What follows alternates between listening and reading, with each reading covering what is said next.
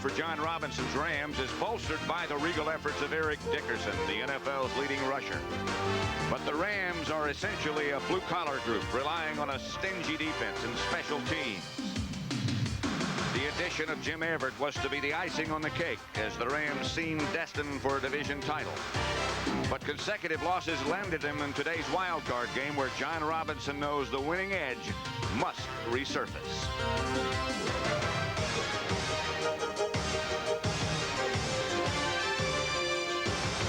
The Washington Redskins appeared to be the class of the NFC for most of this season. The explosive offense was complemented by a begrudging defense as the Skins performed with an air of invincibility. But recently the brashness has faded. Defeat brought them down to earth as the division title slipped away. With spirits down, the normally sedate Joe Gibbs sounded the alarm last week, and his message was well taken as the Skins rallied and entered today's game with renewed confidence.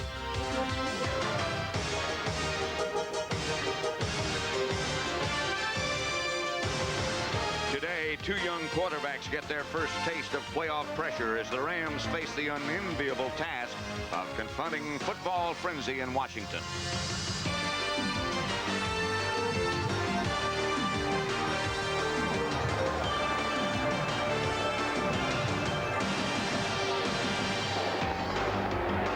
CBS Sports presents the National Football League, the wild card match between the Los Angeles Rams and the Washington Redskins at the home of the Redskins, RFK Stadium. 38 degrees. The temperature mostly cloudy. The forecast should be a good day to play.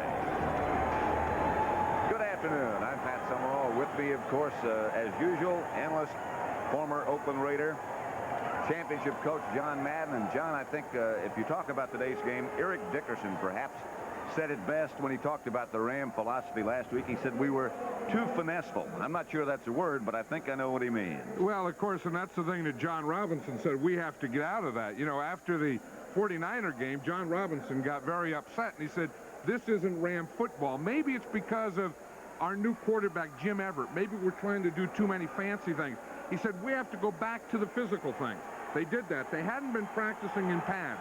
Last week, they practiced Tuesday and Wednesday in pads, said they had their two best practices of the year, the most physical practices of the year, and they have to carry that over to today.